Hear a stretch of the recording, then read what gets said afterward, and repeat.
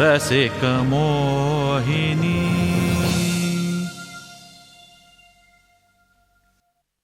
हाय, hello, नमस्कार.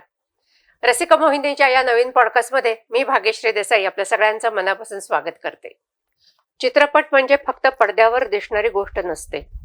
त्यामागे असतात असंख्य लोकांची स्वप्न, संघर्ष, अपयश आणि पुन्हा उभा राहण्याची जिद्द. आज रसिका मोहिनीच्या या पॉडकास्टमध्ये अशी एक व्यक्ती आली आहे ज्यांनी पत्रकारिता, आकाशवाणी, फिल्म प्रोडक्शन, जाहिरात विश्व, मराठी सिनेमा, वेब सिरीज अशा अनेक क्षेत्रामध्ये शांतपणे पण प्रभावी काम केलेलं आहे. चला तर जाणून घेऊया त्यांचा पडद्यामागचा खरा प्रवास प्रवीण वानखेडे सरांचा. चला तर मग भेटूया आजच्या गेस्टना, प्रवीण वानखेडे सरांना. सर, तुमचा रसिका मोहिनीच्या पॉडकास्टवर मनापासून स्वागत आहे. आणि ह्या पॉडकास्टला जे गेस्ट येतात त्यांच्याकरता जागृती एंटरप्राइजेस एक छोटस गिफ्ट पाठवतं, हे खास तुमच्याकरता. सो मी आत्ता जी तुमची प्रेक्षकांना ओळख करून दिली, तर त्याच्या अनुषंगाने मला हेच विचारायचंय की तुम्ही छोट्या शहरातून मोठी स्वप्न घेऊन इंडस्ट्रीमध्ये आलात, बरोबर? आणि त्या प्रवासामध्ये स्वतःला टिकवून ठेवणं हे तुम्हाला त्यावेळेला कसं, म्हणजे किती कठीण वाटलं किंवा काय परिस्थिती काय होती तेव्हा? मला आठवतं, मी आलो पुण्यामध्ये आलो ते 14 जानेवारी 1994 आलो. कारण मला तो दिवस चांगला आठवतोय. आणि त्या आलो, मला वाटतं मी पुण्यात पहिल्यांदा आलेलो होतो आणि तो माझा पुण्यात म्हणजे पुणे बघण्याचा पहिला दिवस होता. अच्छा. त्याच्यापूर्वी माझा प्रॉब्लेम असा होता की त्याच्या अगोदरचे 2 वर्ष मी खूप क्रिटिकल याच्यात काढले होते, जेणेकरून म्हणजे नर्वस सिस्टीमच्या डाऊन असल्यासारखं माझी परिस्थिती होती. आणि मला असं वाटायचं की जिथे आपण जातो तिथे काहीतरी वाईट घडत आहे किंवा आपल्याकडनं काही फार घडू शकत नाही, अशा फेज मध्ये मी असताना पुण्यात आलेलो होतो. त्याच्यानंतर स्ट्रगल पिरियड तिथून माझा खूप मोठा होता. म्हणजे तुम्ही जे म्हणतायत ना की म्हणजे आत्ता जर आपण आत्ताचा पिढीचा जर विचार केला किंवा आत्ताच्या काळाचा विचार केला ना, त्या मानाने त्यावेळेस खूप मोठा स्ट्रगल करण्याची गरज होती किंवा करावा लागत होता, कारण त्यावेळेस तशी परिस्थिती नव्हती. आत्ता परिस्थिती खूप छान आहे, प्लॅटफॉर्म झाला. मी अगदी आता माझ्या मुलीचं उदाहरण देईल की तिचं जसं पोस्ट ग्रॅज्युएशन झालं या फील्ड मधलं, त्याच्यानंतर तिला पटापट फिल्म मिळत गेल्या. ती 2 मराठी, 2 एक फिल्म, त्यानंतर हिंदी फिल्म, असा तिचा प्रवास पटकन झाला. आमचं तसं नव्हतं, कारण त्यावेळेस जे सोर्सेस होते ना कामाचे ते फार कमी होते. म्हणजे आणि मुळात काय होतं की त्यावेळेस एवढी जागरूकता नव्हती. कदाचित आम्ही जळगाववरनं आलेलो असल्यामुळे आम्हाला चित्रपटामध्ये काय काय करू शकतो आपण हेच माहिती. म्हणजे त्यावेळेस कसं होतं की फिल्म मध्ये काम करायचं एवढंच माहिती होतं, पण काय करायचं हे माहित नव्हतं. आणि त्याला कारण होतं कॉलेजमध्ये केलेलं नाटक, आकाशवाणीमध्ये केलेलं काम, आणि त्याच्यामुळे असं वाटायचं की इथे काहीतरी घडू शकेल. आणि आम्हाला असं कळलं होतं की आपण साऊंड रेकॉर्डिस्ट म्हणून FTI ला लागू शकतो वगैरे, असं काहीतरी आम्हाला असं तुटक तुटक कळलेलं होतं. आणि त्या बेसवरती आपण पुण्यात काहीतरी करूयात आता, या दृष्टीने आलं होतं. पण इथे आल्यानंतर 3 आव्हानं माझ्यासाठी खूप मोठी होती. एक म्हणजे स्वतःची ओळख निर्माण करणं, स्वतःचा गेलेला आत्मविश्वास परत आणणं, आणि ते झाल्यानंतर ते स्थान टिकवणं. या तिन्ही लेव्हलवरती मला लढायचं होतं.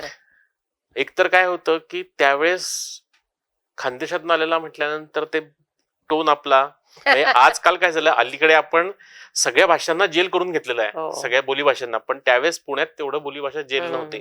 त्यामुळे तोंड उघडलं की पहिल्यांदा विचारायचं, काय रे, खानदेशात आलायस का? अरे बापरे. म्हणजे इतकं ते होतं. म्हणजे मी आकाशवाणीत काम करून सुद्धा भाषेत तेवढा फार फरक मोठ्या प्रमाणात पडलेला नव्हता. त्याच्यानंतर मग सुरू झाला प्रवास की आता स्वतःला स्टेबल करणं. बरं, इथे राहायचं म्हणजे पैसे पाहिजेत. नशिबाने पुण्यामध्ये मित्राचं घर होतं, त्यामुळे राहणं आणि खाणं ह्या 2 गोष्टी माझ्या पहिल्या 6 महिन्यांसाठी सुटलेल्या होत्या. मग हळूहळू स्टेप बाय स्टेप मला जेल करत गेलो, नाटकातनं कामं केली, एका पेपरसाठी लिहायला लागलो, जेणेकरून त्यानिमित्ताने माझी श्रीराम लागून पासून तर काय म्हणतात संजय सुरकरांपर्यंत खूप वेगवेगळ्या लोकांच्या मुलाखती मी घेतल्यात त्या काळामध्ये. आणि त्याच्यातनं काय झालं, ओळख निर्माण झाली. आणि कदाचित त्यातूनच संजय सुरकरांबरोबर काम करण्याची संधी मिळाली मला. पण म्हणजे तो जो स्ट्रगल होता तो जवळजवळ 97-98 पर्यंतचा स्ट्रगल पिरियड होता. कारण त्यावेळेस कसं होतं की त्यावेळेस फिल्म्स कमी व्हायच्यात. मला आपल्याला काय करायचं आहे हे शोधायला 4 वर्ष लागलीत. कारण इंडस्ट्रीमध्ये ऍक्टर म्हणून तर बनायला आलेलं नव्हतं, कारण ऍक्टिंग मला माहिती होतं की आपण काय लेव्हलला ऍक्टिंग करू शकतो. त्यामुळे ऍक्टिंग जरी केलेली असली नाटकातनं तरी मला ऍक्टर बनायचं नव्हतं. मग याच्यात काय व्हायचंय आपल्याला हे शोधावं लागलं. ईपी होण्याचा प्रवास तो खूप तेव्हा खूप नंतर नंतरचं म्हणजे झाला. 98 मी डिसिजन घेतलं की आपल्याला ईपी व्हायचंय. त्याला पण कारणीभूत माधव अभ्यंकर ठरला आणि संजय सुरकर ठरले. बरं. कारण संजय सुरकरांची मुलाखत घेतली होती त्याच्या 2 वर्ष अगोदर मी, हम्म. आणि त्यावेळेस नुकतंच ईटीव्ही सुरू झालं होतं. म्हणजे चॅनल अच्छा. आम्ही आलो त्यावेळेस चॅनल एवढं मोठं घडणार आहे चॅनलच्या विश्वामध्ये हे माहित नव्हतं. माहितीच नव्हतं. बरोबर. पण माझं कसं झालं होतं की माझा संजय दापकेंबरोबर एकदा मध्ये संबंध आला होता. त्यांनी माझं काम बघितलं होतं असिस्टंट डिरेक्टर म्हणून. कारण मी छोटं मोठं काम करता करता असिस्टंट म्हणजे एक वेगळी कामं करत करत असिस्टंट डिरेक्टर या पोस्ट पर्यंत पोहोचलो होतो. राम गबलेंना असिस्ट करण्याचा चान्स मला मिळाला, आणि त्यातनं मग झालं असं की मला कळलं की कुठे कुठे म्हणजे ईटीव्ही साठी परीक्षा होत आहेत. अच्छा. आणि मी एका परीक्षेसाठी म्हणून गेलो तिथे, हम्म. की चला आपण इथे आपली परीक्षा देऊयात आणि तिथे जर काम झालं तर आपण बघूयात काय हो, होतं ते. हो. आणि मी माझा बायोडा घेऊन गेलो होतो, आणि त्याचे जे हेड होते मानवी सर त्या नेमकं त्या केंद्रामध्ये होते त्या दिवशी, हम्म. आणि ते फिरता फिरता माझ्या टेबलावर येऊन बसलेत आणि त्यांनी माझा बायोडा बघितलं की आकाशवाणीत काम केलेलं आहे, राम गबाल्यांबरोबर काम करतो अच्छा. आहे, आणि त्यांनी माझा पेपर जो लिहित होतो मी तो काढून घेतला माझ्याकडनं हा. आणि खिशात घडी घालून ठेवून दिला. हो. आणि मला वाटलं की काय झालं, म्हणजे माझं काही चुकलं आहे का म्हटलं. हो. ते म्हणे नाही अरे राम गबाल्यांबरोबर काम केलेला माणूस आहेस तू, तू कशाला इथे परीक्षा देतोयस. अरे वा. म्हटलं म्हणजे मला कळलंच नाही बरं. काय.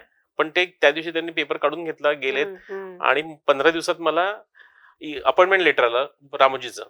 बरं. अरे वा. आणि त्यांनी मला हैदराबादला बोलवलं, हम्म, हम्म. आणि हैदराबादला त्यांनी सांगितलं की तुला नोकरी करशील फार की इथे? सुंदर होता स्टुडिओ तेव्हा. खूप सुंदर होता. आणि त्यावेळेस सगळे मराठीतले सगळे लोक सगळे तिथेच लोक होते. असायचे. हो. पण त्यांना म्हटलं नाही. मग मी तिथे गेलो. एकतर त्यावेळेस मी माझ्या याच्यासाठी उदरनिर्वाहासाठी मी एका कंपनीत काम करत होतो, अच्छा. आणि त्यांनी मला जो पेमेंट ऑफर केला होता तो त्याच्यापेक्षा जास्त होता कंपनीतला पेमेंट. ओ. आणि त्यांनी मला खूप समजून सांगितलं की तू आता मूर्खपणा करतोयस, तुला हे माहित नाही की पुढे याचं किती मोठं गणित होणार आहे, हा, हा. तुला किती मोठ्या संधी याच्यातनं उपलब्ध होणार आहेत. हम्म. पण समोर काय होतं, कदाचित त्यावेळेस माझं लग्न झालं होतं, माझी मुलगी एक 5-6 महिन्यांची होती, हो. आणि त्यावेळेस पुण्यातनं परत हैदराबादला शिफ्ट होणं शक्य नव्हतं. हम्म. आणि समोर मग आम्ही असं ठरवलं की नाही आता मला ते शक्य नाही तिथे नोकरी करणं, म्हणून मी नाही म्हणून सांगितलं. अच्छा. पण पुढे असं झालं नशिबाने की मला त्याचा कधी असं गिल्ट नाही आला की आपण चूक केली म्हणून. हम्म. कारण तिथून माझं लाईफ बऱ्यापैकी सेट होत गेलं. कारण अच्छा. त्यानंतर मग मला दुनियादारी सिरियल केली मी, बर. ज्याच्यात सतीश राजवाडेने डिरेक्ट केली होती. हा. नसते उद्योग म्हणून एक सिरियल केली होती, ज्याच्यामुळे अशोक सराफांबरोबर मला काम करायला मिळालं. आणि तिथून माझा प्रवास सुरू झाला होता. आणि त्याच पिरियडमध्ये असं होतं, म्हणजे ह्या दोन्ही सिरियलला मी प्रोडक्शनसाठी काम केलं होतं. पण त्याच्या अगोदर असं झालं होतं की ईटीव्हीला नाही म्हटल्यानंतर सुद्धा संजय सुरकरांकडनं मला एक माधव अभ्यंकरच्या थ्रू निरोप आला. कारण त्यावेळेस ते हैदराबादमध्ये घरकुल नावाची सिरियल करत होते, अच्छा. आणि त्याचे 2 युनिट होणार होते, आणि त्यांना असिस्टंट डिरेक्टर एक्स्ट्रा लागणार होते. ओके. तर माधवने मला सांगितलं, म्हणजे माधवने मला एवढाच निरोप पाठवून दिला की तू बॅग भर आणि एक 10-15 दिवसांची बॅग भर, आणि तू अमुक अमुक हॉटेलला ये, आपल्याला बर. रात्री निघायचं हैदराबादसाठी. ओके. मी म्हटलं ठीक आहे. म्हणजे तो एक आनंद होता की चल काम कोणीतरी आपल्याला ऑफर केलं आणि आपण हो. जायचंय. आणि तिथे रात्री हॉटेलमध्ये बसल्यानंतर तासाभरामध्ये असं ठरलं की मी त्याला म्हटलं की मी आत्ता यायचं तुझ्या बरोबर. संजय सुरकरांना मी जर असिस्ट करायला लागलो तर मग मी माझं भवितव्य काय पुढे याच्यावर डिस्कशन झालं. आणि मला असं लक्षात आलं की संजय सुरकर ज्यांनी ज्यांनी असिस्टंट म्हणून त्यावेळेस काम केलं होतं ते असिस्टंटच होते. ओ. त्याचं स्वतःचं असं काही घडलं नव्हतं. आणि मला माहिती होतं माझी डिरेक्टर म्हणून सुद्धा माझी काय कॅपॅसिटी आहे. आणि मला मग तो म्हटला तू काय करशील. आणि मग तिथे खऱ्या अर्थाने आमचं उजळणी झाली की कुठले कुठले डिपार्टमेंट आहेत आणि आपण त्यात काय करू शकतो. अच्छा. आणि माझं असं लक्षात आलं की प्रोडक्शन हा एक डिपार्टमेंट असा आहे की ज्याचं स्पॉट बॉय पासून निर्मात्यापर्यंत सगळ्यांशी कनेक्ट आहे. हो, हो.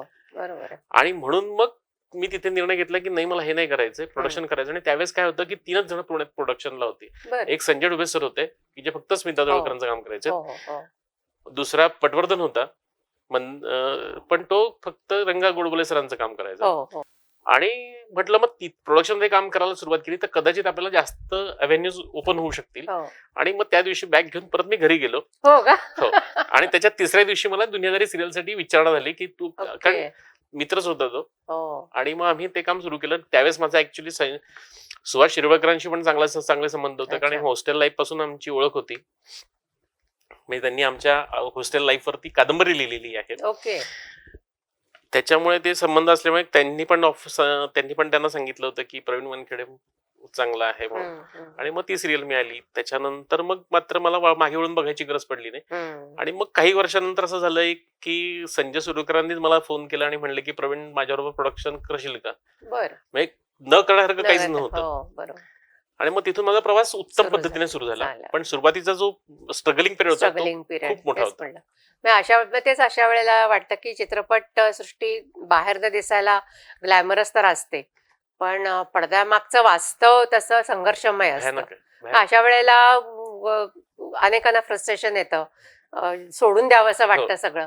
तर तसं कधी तुम्हाला वाटलं का त्यावेळेला? नाही, आता मग त्यात कसं झालं की मुळात आपल्याकडे इंडस्ट्री जी ग्रो झाली ना ती 98 पासून ग्रो झाली. मग त्याच्यामध्ये फिल्म सुद्धा ज्या पूर्वी 15-20 फिल्म दर वर्षाला व्हायच्या त्या हळूहळू 200-250 फिल्म्स पर्यंत वाढायला गेल्या. लागल्या. म्हणजे मला एक आनंद असा आहे की आपण योग्य वेळी त्या या फील्डमध्ये आलो. आणि जेव्हा फिल्म इंडस्ट्री ग्रो होत होती त्याच्या सुरुवातीला आल्यामुळे काय झालं की आम्ही पण ग्रो होत गेलो. त्यामुळे सातत्याने फिल्म्स मिळत गेल्यात. एकतर काय झालं, संजय सुरकरांच्या सहवासात आल्यानंतर असं झालं की ते एक्सपायर होतोपर्यंत आम्हाला निर्माता शोधायची गरज पडली नाही. कारण त्यांचं एक फिल्म चालू असताना त्यांच्याकडे पुढचे 2 प्रोड्युसर आलेले असायचे. आणि कसं होतं की संजय सुरकर सरांनी स्मिता तळवळकरांबरोबर जेवढं काम केलं त्याला ऑब्विसली संजय टुबे सर काम करायचे. पण बाहेरचे निर्माते आलेत की ते मग मला किंवा मुंबईमध्ये असेल तर सुनील भोसले म्हणून जो आता निर्माता आहे त्याला सांगायचे. आम्ही दोघं त्यांच्यासाठी प्रोडक्शन करायचो. त्यामुळे सातत्याने काम मिळत राहिलं. बाकी काही बघायची गरज पडायची नाही की निर्माता काय म्हणतोय, निर्माता कसा शोधायचा हे माहित नव्हतं. ज्यावेळेस ते एक्सपायर झालेत आमच्या सेटवरती त्याच्यानंतर मला लक्षात आम्ही सेटवरती एक्सपायर झालेत संजय सुरकर सर. बापरे, कुठल्या म्हणजे तो अतिशय आमचा खरं तर वाईट एक्सपिरियन्स म्हणेन मी. पद्मिनी कोल्हापुरांचे जे मिस्टर आहेत शर्मा, टीटू शर्मा, ते निर्माते होते. आणि त्यांनी एक लाठी नावाची फिल्म करायचं ठरवलं होतं. अतिशय उत्तम स्टारकास्ट, म्हणजे कोण नव्हतं अशी परिस्थिती नव्हती की सचिन खेडेकरांपासून गौरी कोंगेपर्यंत सगळी, म्हणजे अमय वाघ झाला, सुबोध भावे झाला, कोण नव्हतं असं. खूप मोठी स्टारकास्ट होती त्याच्यामध्ये. उत्तम बंगाली फिल्मवरची ती कन्सेप्ट होती. आणि पहिल्या शेड्यूल पासून असं झालं की पैशांची कमतरता सेटवरती भासायला लागली. संजय सुरकर डिरेक्टर होते, महेश आणे सर कॅमेरामन होते. आणि पहिल्या याच्यामध्ये असं झालं की पुण्यामधले जवळजवळ 3-4 लाख रुपये देणी बाकी. म्हणजे ब्रेकफास्टला पैसे नाही, आम्ही आमच्या घरातनं पैसे आणून तिथे टाकायचो कारण काम थांबायला नको म्हणून. पैसे थांबलेत, मग परत ब्रेक झाला. त्याच्यानंतर आणखीन 2 शेड्यूल केलेत. आणि एका शेड्यूलला असं झालं की शेवट मला आय थिंक शेवटचं एक शेड्यूल राहिलं, म्हणजे शेवटच्या काही दिवसांचं शेड्यूल राहिलं होतं 5-6 दिवसांचं. आणि ते जेव्हा ज्या दिवशी लागलं त्या दिवशी मला आठवतंय की सचिन खेडेकरांनी त्यांना रागामध्ये असं पण म्हटलं होतं की तुला ऑस्कर द्यायला पाहिजे, पैसे न देता प्रोड्युसरचं पिक्चर कसं कंप्लीट करावं यासाठी, कारण कोणाचेच पैसे मिळाले नाही आणि तू पिक्चर शेड्यूल सुरू केलेला आहेस. आम्ही पण त्यांना सांगतो की सर का तुम्ही त्रास करून घेताय. आणि रात्री असं संध्याकाळ असं झालं की आमचं असं बोलणं झालं की सर जर नाही होत आहेत, पैसे देत नाही तर आपण थांबूयात पिक्चर.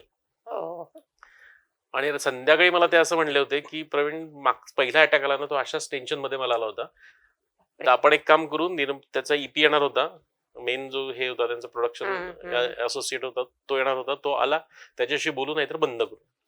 तो आला, त्याने गोड गोड गप्पा मारला त्यांच्याशी, नाही सर होगा सब कुछ होगा तो. आणि त्याच्यानंतर दुसऱ्या दिवशी ते सेटवरती आलेत, आमच्याबरोबर ब्रेकफास्ट केला. सकाळी 10-10:30-9ची शिफ्ट होती, आम्ही बाहेरचा आउटडोर शूट करून आलेलो होतो. त्यांनी सेटवर जाऊन सगळ्या सूचना दिल्यात, आलेत, आमच्यावर ब्रेकफास्ट केला. ब्रेकफास्ट करून बसले होते आणि त्यांनी आमच्या स्पॉटवर चहाण्याला सांगितलं आणि तेवढ्यात ते खुर्चीवरनं कोसळलेत आमच्यासमोर. आम्ही त्यांना लगेच रत्ना मेमोरियलला ऍडमिट केलं, सगळं केलं, पण तोपर्यंत ते गेलेले होते. म्हणजे हे फ्रस्ट्रेशन तुम्ही जे म्हणतात ना की या कामामध्ये ना जसा आनंद आहे तसं हे फ्रस्ट्रेशन पण खूप आहे. कोणाला चुकलेलं नाही ते फ्रस्ट्रेशन. हे काम करत असताना सुद्धा टेन्शन, कारण कसं होतं मला नेहमी असं वाटतं की आपल्या फील्डमध्ये आपण काम करतो, म्हणजे कुठल्याही फील्डमध्ये काम करणारा माणूस आहे ना त्याचं लाईफ सुरू होतं सकाळी ऑफिसला गेल्यानंतर 10 वाजता आणि संध्याकाळी 6 वाजता संपतं. बरोबर. आपल्या फील्डचं तसं नाहीये. आपल्या फील्डमधला पैसा दिसतो लोकांना, पण 24 तास आपण कामात असतो. म्हणजे घरी जरी गेलो तर डोक्यामध्ये तेच विचार असतात. अगदी बरोबर. त्यामुळे त्याचं फ्रस्ट्रेशन, त्याचं टेन्शन हे खूप अति असतं, कारण प्रत्येक मिनिटाची, प्रत्येक सेकंदाची त्याला किंमत असते. म्हणजे तुम्ही जो प्रश्न विचारला त्याला मी आणखीन एक किस्सा सांगेल की मी बऱ्याचशा फॉरेनच्या ऍड्स केल्यात पुण्यामध्ये लाईन प्रोड्युसर म्हणून. ॲक्सेंचर कंपनीची एक ऍड आम्ही पुण्यात केली होती करोना काळामध्ये, बर की ज्या वेळेस असं होतं की संध्याकाळी 7 ते सकाळी 7 बाहेर फिरायचं नाही, हो त्यावेळेस मी 500 लोकांची टीम घेऊन म्हणजे मॉब घेऊन हम्म. सर्कशीचा एक सेट लावून आम्ही हडपसरला शूट करत होतो रोज बापरे. 4 दिवस. बापरे बरं त्यावेळेस कसं होतं की कोणीतरी कॅमेरामन जर्मनचा आहे, कोणीतरी डिरेक्टर अमेरिकेतला आहे, एजन्सी दुसऱ्या देशातली आहे, हम्म, तर इथे शूट करायचं म्हणजे मॉक शूट करायचं, हम्म, हम्म. तो सीन शूट करून वायफाय याच्यावरून काय म्हणतात नेट थ्रू त्यांना पाठवायचं बघायला, ओके ते बघणार ऑनलाईन अच्छा ऑनलाईन सेट वरती बघून ते मग सूचना देणार की असं नको असं पाहिजे, कारण त्यांना आई गो. इथे येण्यासाठी विमानाने परमिशन मिळालेली आई नव्हती. गो, बापरे आणि त्या शूटिंगला असं झालं होतं की तो जो मौत का कुवा लावतात त्या मौत का कुवेवरती एक लाईट लावायचा होता मोठा, आणि त्यासाठी मोठी क्रेन पाहिजे होती, हम्म, आणि त्यावेळेस तशा पद्धतीच्या पुण्यामध्ये फक्त 2 का 3च क्रेन होत्या. अच्छा आम्हाला जी रिक्वायरमेंट आली त्याच्यामध्ये त्यांनी सांगितलं होतं की उद्या सकाळी 10 पर्यंत आम्हाला ही क्रेन हवी आहे. 2 दिवस अगोदर सांगितलेलं होतं ऑब्व्हियसली, आणि ही क्रेन हवी आहे आणि ती सकाळी तिथे सेट झाली पाहिजे, आपल्याला संध्याकाळी शूट करायचं, सकाळी क्रेन लागली की मग लाईट वगैरे तिथे होतील. हम्म, आम्ही ओके म्हटलं. माझा असिस्टंट जो आहे राजेश दामसे, त्याने एका जणाला फोन करून ती क्रेन फायनल केली, त्याचे पैसे ठरले, सगळं काही झालं, आणि त्या माणसाचा उद्या सकाळी ती लावायची आहे, आणि रात्री 11:30 वाजून त्याने फोन घेणं बंद केलं. बापरे आम्ही शेवटी उठून तिथे गेलो, त्याच्या गोडाऊनला गेलो आणि बघितलं तर ती क्रेन त्याने बाहेर काढली होती आणि ती फेल झालेली होती रस्त्यातच. बापरे आणि तो म्हणला मी आता काही करू शकत नाही, मी पाठवू शकत नाही तुम्हाला. अरे तोपर्यंत 1:30 वाजलेला होता रात्रीची, थंडी होती, थंडीत पण आम्हाला घामायला लागला होता, आणि असं वाटायला लागलं होतं की आता जमीन फाटावी आणि आपल्याला आतमध्ये यावं, कारण काही पर्याय नाही आता दुसरा, आणि My God. अंधार येत होता की आता करणार काय. करणार हो बरं करोडो रुपयांची जाहिरात आहे, आणि त्यांना फोन केला की सर असा असा प्रॉब्लेम झालाय, तर ते म्हणे आम्हाला काही सांगू नका, मला उद्या सकाळी 10 वाजता क्रेन Result पाहिजे, मला पाहिजे, रिझल्ट पाहिजे, संपलं. बाकी काहीच सांगू नका तुम्ही. आणि फॉरेनच्या ऍड्स मध्ये ना डिसिप्लिन असतं, सगळ्या गोष्टी असतात, जास्त पैसे मिळतात, पण ज्या गोष्टी काटेकोरपणे ज्या सांगितल्या आहेत ना त्या त्यावेळेस पाहिजे असतात, त्याला काहीच एक्सक्यूज नसतं. रुथलेस असतात तसे हम्म. आम्ही रात्री 1:30 वाजता एवढ्या लोकांना जागा केले ना रात्री, फोनाफोनी करून तिथे बसून, मग याला विचार त्याला विचार, हे कर. एक जण म्हणला की माझ्याकडे क्रेन आहे पण माझा माणूस येईल सकाळी 8 वाजता, ती चालू करायला 1 तास लागतो, म्हणजे त्याने त्याचं चावी दिली की ती ऑन होऊन चालू व्हायला 1 तास लागतो, आई गो तर त्यामुळे तुम्हाला ती 12 वाजेपर्यंत मिळेल. आई गो म्हटलं तसं नको, मला सगळे 10 वाजता पाहिजे. तो म्हटला तसं होणार नाही. मग त्याच्याकडनं आम्ही त्या ड्रायव्हरचा नंबर घेतला, त्याचा ऍड्रेस घेतला. बापरे तो म्हटला तुम्ही ट्राय करा काय करता. आम्ही त्या ड्रायव्हरच्या घरी गेलो, ड्रायव्हरला उठवलं, त्याला सांगितलं असा प्रॉब्लेम, तुला जास्त पैसे देऊ. त्याला घेऊन त्याच्या इथे आलो, आणि ती क्रेन सकाळी 10 वाजता जेव्हा त्या सेटवरती पोहोचवली आम्ही, त्यानंतर आम्हाला त्या गोष्टीचा आनंद वाटला की, कारण याच्यात कसं होतं, टेन्शन असतं, एवढ्या अडचणींवरती आम्ही त्या दिवशी 3 क्रेन उभ्या केल्या होत्या सेटवरती. बापरे आणि म्हटलं आता तुम्ही काय करता शूटिंग करा, आता झोपू द्या. रात्रभर झोपलेलो नव्हतो आम्ही, पण तो मग आनंद जास्त असतो. हो खरंय अगदी खरंय. मग तुम्ही आता आयुष्यामध्ये इतक्या मोठमोठ्या लोकांबरोबर कामं केलीत, पण या सगळ्या प्रवासामध्ये स्वतःची ओळख निर्माण करताना कोणत्या गोष्टींसाठी तुम्हाला जास्त संघर्ष करावा लागला? बेसिकली तर मला चांगले निर्माते, चांगले दिग्दर्शक मिळणं हा सगळ्यात आपल्या फील्ड मधला हे असतो. नक्की काय होतं की तुम्ही किती काम केलं, किती मनापासून केलं, म्हणजे बॅक स्टेजला जेव्हा वर्किंग म्हणजे करतात, म्हणजे एखादी फिल्म फ्लॉप जरी झाली आणि कलाकार तयार असेल ना, तर कलाकार कळतो त्याच्यामध्ये, कारण कलाकार दिसत असतो. बॅक स्टेजच्या लोकांनी काय केलंय ना, किती काम केलंय, किती मनापासून काम केलं हे दिसत नाही, आणि त्याचा त्रास होतो आपल्याला की अरे आपण एवढं काम केलंय पण फिल्म हे जास्त झाली नाही तर कळत नाही. म्हणजे आता आई शपथ नावाची जी फिल्म संजय सुरगंबरोबर मी केली होती, ती पण अशी फिल्म होती की ज्याच्यात त्यावेळेमध्ये त्यावेळेच्या दृष्टीने मॅक्झिमम लोकेशन्स होती, व्हेरियस लोकेशन्स होती, उत्तम आर्टिस्ट होते, श्रेयस तळपदे होता, अंकुश चौधरी होता, रीमा लागू होत्या, उत्तम स्टारकास्ट होती. नंतर त्या फिल्मला खूप चांगलं रेकग्निशन मिळालं, पण थिएटरला तेवढं मिळालं नाही. अच्छा. तर त्यावेळेस म्हणजे काय होतं की आपली ओळख निर्माण व्हायला वेळ लागतो. मग आणि मला खूप त्याचा त्रास व्हायचा की अरे कोणीच असं म्हणत नाही. म्हणजे मी एकदा संजय तो थँकलेस जॉब आणि तो थँकलेस जॉब आहे. आणि मला हे एकदा सुरकरांनी सांगितलं होतं की प्रवीण काय असतं माहितीये का, की तुम्हाला कोणी येऊन म्हणणार नाही की तू खूप सुंदर काम केलं, कारण तुमचं काम दिसत नाही. पण ज्यावेळेस एकच माणूस तुला परत काम देईल ना, त्यावेळेस समजायचं की हा तुझ्यासाठीचा सन्मान आहे, काय? कारण याचा अर्थ त्याला तुझं काम आवडलेलं आहे. आवडलं बरोबर. म्हणजे माझे निर्माते तर एक निर्माते होते मेंढेकर सर म्हणून, त्यांचे 3 फिल्म्स केलेत मी. तर ते तर मला म्हणायचे, अरे प्रवीण, मी जेव्हा येतो ना तू तेव्हा शांत बसलेला असतो, काही कामच दिसत नाही तुझं, तू पैसे कसले घेतोस. त्यांना मी सांगायचो, सर मी शांत आहे, याचा अर्थ तुमचं काम उत्तम चालू आहे, आणि मी जर शांत बसलेलं नसेल तर याचा अर्थ काहीतरी गडबड आहे. तर आजकाल म्हणजे आता आपण मगाशी त्या ताणाबद्दलच बोलत होतो, तर कलाकार असेल किंवा तंत्रज्ञ असेल, मानसिक ताण असेल, असुरक्षितता असेल किंवा स्पर्धा, आता हो. स्पर्धा खूप वाढलेली आहे. तर ह्या इंडस्ट्रीमधला हा दबाव किती तुम्ही जवळून अनुभवलाय, म्हणजे प्रत्यक्ष, आणि असं लक्षात राहतील असे काही अनुभव या दृष्टीने आहेत का तुमच्याकडे? खूप खूप दबाव, प्रेशर तर खूप असतं. म्हणजे प्रेशर हे नाही की आपलं काम कोणीतरी घेऊन जाईल, हे नाहीये, हा दबाव पण ते तर नसतो. असेल असतं, ते सुद्धा असेल.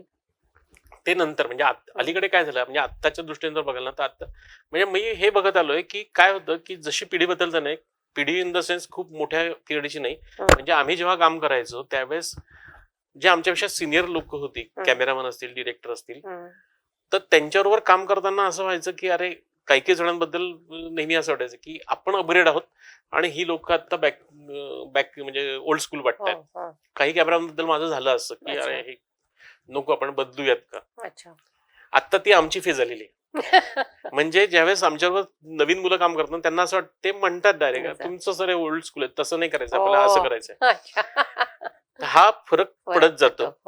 काय होतं की प्रत्येक प्रोजेक्ट नुसार हे फ्रस्ट्रेशन असतं. म्हणजे सुरुवातीला तर काय व्हायचं की मी मेंटली इन्व्हॉल्व्ह होऊन जायचो त्या प्रोजेक्टमध्ये, बरोबर.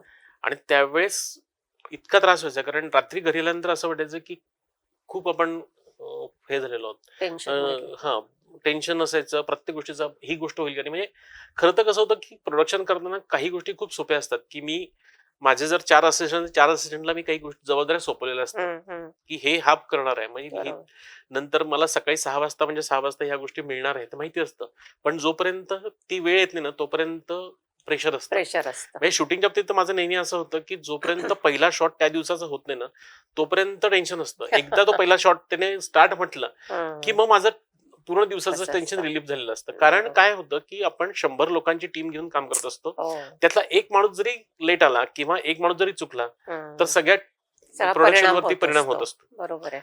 आणि ऑब्विस आहे की आपण म्हणतोच की मुंबईपेक्षा पुण्यामधनं तेवढा स्पीड नाहीये किंवा खरंच नाहीये तेवढ्या ती हे नाहीये, काय म्हणतात आपण, प्रोफेशनलिझम नाहीये. मुंबईत काम करताना हा प्रश्न कधीच यायचा नाही मला, पण पुण्यात काम करताना शूटिंग असलं तर हा बऱ्याच वेळेस प्रॉब्लेम यायचा की वेळेवर येईल की नाही, सगळ्या गोष्टी सुरळीत होईल की नाही, काही विसरलं तर नाही ना. तर त्या गोष्टी मॅनेज होणं ही खूप महत्वाची गोष्ट असायची. त्यामुळे मग आम्ही 10 वेळेस ते रिपिटेशन असायचं रात्री. मग मी त्याच्यातनं मी एक गोष्ट सुरू केली की प्रत्येक शूटिंगला रात्री शूटिंग संपलं की उद्यासाठीची एक रिव्हिजन होण्यासाठी एक मीटिंग कॉल करायची. त्यातनं बऱ्याचशा गोष्टी सुटत जायच्या, आणि मग नंतर ते प्रेशर कमी होत गेलं हळूहळू. जसं मी हे करत गेलो ना तसं प्रेशर कमी होत गेलं, आणि माहिती होतं की जे आपलं आहे ते आपल्याला मिळणार आहे, जे नाहीये त्याला काही पर्याय नाही. फक्त प्रेशर जास्त कुठलं असतं अलीकडे, आपण निर्माता घेतो, आपण काम सुरू करतो, आपल्या जीवावरती किंवा आपल्या बोलवण्यामुळे अनेक लोक आपल्या बरोबर काम करणार आहेत, जोडले जाणार आहेत, आणि उद्या जर निर्मात्याने मध्येच थांबला, त्याने जर लोकांचे पैसे दिले नाहीत तर काय, याचं टेन्शन मेजर प्रत्येक प्रोजेक्ट करताना येत राहतं. मला माहिती असायचं की बरेच निर्माते खूप चांगले मिळालेत मला नशिबाने, पण काय असतं की जोपर्यंत ती वेळ येत नाही ना तोपर्यंत कळत नाही. मी आता एक मध्ये फिल्म केली, लंडनला केली, माझ्याच लंडनला फुटलं तर फारच. हो त्यावेळेसच गेलो होतो आम्ही, बर्मिंगहॅम मध्ये शूट केलं. बरं, ती निर्माते जे होते ते माझे चांगले मित्र होते. आम्ही त्याच्या अगोदर 1-2 प्रोजेक्ट बरोबरीने वेगळ्या निर्मात्यांसाठी केले होते. असं झालंय आता की ते प्रोजेक्ट करून 2 वर्ष झालीत, पण आमच्या कोणालाच अजूनही 1 रुपया पण मिळालेला नाही. अनेक आर्टिस्ट असे ज्यांना पैसेच मिळाले नाही. डब्यात गेलाय सगळं. हा, म्हणजे त्याने पिक्चर कम्प्लीट केलेला आहे, तो वाट बघतोय, पिक्चर कम्प्लीट झालाय, तो वाट बघतोय की त्याचे काही फायनान्सचे प्रॉब्लेम झालेत किंवा जे वाटतं होतं लंडन मधनं काही सबसिडी ती आली नाही, त्यामुळे ते पिक्चर अडकलं. पण असे बऱ्याच निर्मात्यांचं होतं की त्यांना स्वतःचाच अंदाज नसतो की आपण करणार आहोत आणि आपल्याकडे एवढी अमाऊंट आहे. आम्ही किती त्यांना पहिल्यांदा त्यांचं हे जरी, कारण आपल्याकडे काय होतं की सिंगल प्रोड्युसर खूप आहेत, येणारे जे वन टाइम प्रोड्युसर खूप आहेत आपल्याकडे, आणि त्यांना शिकवावं लागतं पहिल्यापासून. त्यात त्यांची चुकी नाहीये. माझं नेहमी म्हणणं असतं की तुम्ही येताना ना तुम्ही कुठली गोष्ट करताना 4 गोष्टी शिकतात. थोडंसं होमवर्क तर पाहिजे. थोडंसं होमवर्क पाहिजे. ते न केल्यामुळे काय होतं की ह्या सगळ्या लोकांचा प्रॉब्लेम होतो. हो. म्हणजे मी एका खूप मोठ्या प्रॉब्लेम मधनं असं गेलो. एका फिल्मला असं झालं की मी अर्धवट ती फिल्म सोडली बरं. आणि अनेक जणांचे म्हणजे ड्रायव्हर पर्यंतचे पैसे मी माझ्या खिशातनं दुसरीकडे काम करायचो आणि ते दिलेले आहेत. बापरे. अजूनही त्या निर्मात्यांशी माझे चांगले संबंध आहेत. पण ह्या गोष्टी घडतात आणि घडतात. त्याच्यामुळे प्रत्येक वेळेस ती भीती असते की पुढे आपण करतोच आहे, केल्यानंतर काय होणार आहे. नाही आणि मी तेच बघते आता इथे म्हणजे आता इतर सिनेमांचाही असेल माहित नाही मला, पण आपल्या मराठी इंडस्ट्रीमध्ये 100 सिनेमे जर काढले तर त्यातले जवळजवळ 25 ते 30 डब्यात गेलेले डब्यात असतात. दिलेले असतात. म्हणजे माझा स्वतःचाही हा अनुभव आहे कलाकार म्हणून. बरोबर आहे. म्हणजे आतापर्यंत मी काम केलेले जवळ 5-6 चित्रपट पूर्ण झालेले आहेत, निर्माते चांगले, दिग्दर्शक चांगले आहेत, पण ते डब्यात गेलेत, हो, काहीच हो. नाही त्याचं पुढे झालेलं. म्हणजे असं सुद्धा होतं की बघा तुम्ही आणि पैसे पण दिलेले असतात हो. बरं का, असं काही नाही की पैसेच दिले नाहीत किंवा हे, तरी सुद्धा ते डब्यात गेलेले असतात. त्याची काय कारण असतात काही कळत नाही. आता आम्ही एक फिल्म केलेली आहे की जी कम्प्लीट आहे, म्हणजे रिलीजच्या पोस्ट याच्यावरती असताना निर्मात्याने ते रिलीजच केलेली नाहीये. हो बरं. ही फिल्म सगळी पूर्ण आहे, चांगले कास्ट आहेत, पण झालेलं नाहीये. हो ना. याच्या अपोजिट पण चांगले एक्सपिरियन्स मिळतात. मी कापूस कोंड्याची गोष्ट नावाची जी फिल्म केली होती, हा, मला निर्मात्यांनी एक सीडी दिली होती बरं की ही स्क्रिप्ट आहे, तुम्ही ऐका आणि अच्छा. तुम्हाला वाटलं तर आपण काम करू. बरं. स्क्रिप्ट ऐकल्यानंतर त्यांना मी फोन केला की सर तुम्ही म्हणाल ती किंमत, मला ही फिल्म करायची, इतकी बरं. सुंदर कन्सेप्ट होती. अरे वा. हम्म. आणि त्या निर्मात्यांनी मला पिक्चर संपल्यानंतर म्हणजे माझ्या दृष्टीने सगळं पेमेंट झालेलं आहे, सगळं काही झालंय, कुठल्याही त्या निर्मात्याकडनं मला त्रास झाला नाही. त्या चित्रपटाला जवळजवळ 70-75 नॅशनल इंटरनॅशनल अवॉर्ड्स मिळालेत. अरे वा. मला जे करायचं होतं त्या फिल्ममध्ये मला सगळं मिळालं, पण पैसे कमी होते कारण मला माहिती होते की त्या पिक्चरचा जीव तेवढा आहे आणि बजेटही तेवढं होतं. त्यांनी अगोदर सगळ्या गोष्टी क्लिअर केलेल्या होत्या. अच्छा. आमच्याकडे एवढे पैसे एवढ्यातच बसेल असंच आम्हाला करायचं, त्यांनी क्लिअर केलेलं होतं. आणि त्याच्यानंतर पिक्चर संपल्यानंतर काय जवळजवळ 6-7 महिन्यानंतर त्यांनी फोन करून त्यांचा ऑफिसमधून फोन आला की प्रवीण सर तुमचा एक चेक राहिला आमच्याकडे, ओ. तो चेक येऊन तुम्ही घेऊन जा. अरे वा. असे पण अनुभव आहेत. अचानक धनलाभ वा. पण मग असा एखादा प्रोजेक्ट किंवा प्रसंग काही लक्षात आहे की ज्याच्यामध्ये तुम्ही अगदी मनापासून मेहनत घेतली पण अपेक्षित यश नाही मिळालं आणि मग त्याच्यात तुम्ही स्वतःला कसं सावरलं? म्हणजे खरं तर उदाहरण देईल, मी आई शपथचं उदाहरण देईल, कारण आई शपथ तसा माझा पहिला म्हणजे मोठी फिल्म, पहिली फिल्म. हो आणि नवीन असतो त्यावेळेस आपण सगळं मनधन लावून करतो हो हो खरं. आणि त्याच्यामध्ये एवढी मोठी स्टारकास्ट, सगळे तसे मित्रच होते. म्हणजे असं नव्हतं की मी पहिल्यांदा कोणाला भेटलेलं नव्हतं किंवा बघितलेलं नव्हतं. संजय सुरकरांसारखा डिरेक्टर, सुरुवातीला मला वाटतं संजय पवार रायटर होते. अच्छा. पटकथा लेख, कथा पटकथा संवाद संजय पवार लिहित होते. आणि ते सगळं सुरू असताना आम्ही अलिबागला शूट केलं, इकडे अलिबाग झालं, बऱ्याच ठिकाणी मी फिरलो आणि इतकं मनन शूट केलं होतं, सगळं काही झालेलं होतं. म्हणजे मी त्याच्या सगळ्या गाण्यांच्या प्रत्येक क्षणाचा साक्षीदार आहे. म्हणजे आम्ही म्हणजे गाण्यांचं जेवढे 7-8-10 गाणी आहे त्याच्यामध्ये त्या सगळ्या गाण्यांसाठी अशोक पत्कींबरोबर असलेलं होतं. किशोर बरोबर ती गाणी कशी लिहिली गेली किशोरची ती मला अवगत आहेत. आणि त्यानंतर सगळं झालं म्हणजे मी अक्षरशः त्या फिल्मला म्हणजे आमचं चाललं होतं की 10 मिनिटांचा सीन 10 मिनिटं फिल्म कमी करावी असं ठरलेलं होतं. पण ती संजय सुरकर त्यावेळेस वाटलं नव्हतं.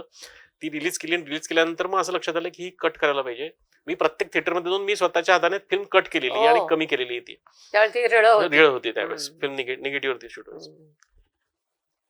आणि त्याला जे पाहिजे होतं त्यावेळेस ते झालं म्हणजे मिळालं नाही. कदाचित असं होतं की कदाचित मला थोडंसं असं पण वाटतं की नंतर संजय सुरकरांचं पण त्या फिल्म मधला इंटरेस्ट संपत आलेला होता. त्यामुळे मग नाव म्हणजे अगदी बरेच जण म्हणतात अजूनही की आई शपथ नाव का दिलेलं आहे, अप्रोप्रिएटच नाही ते नाव.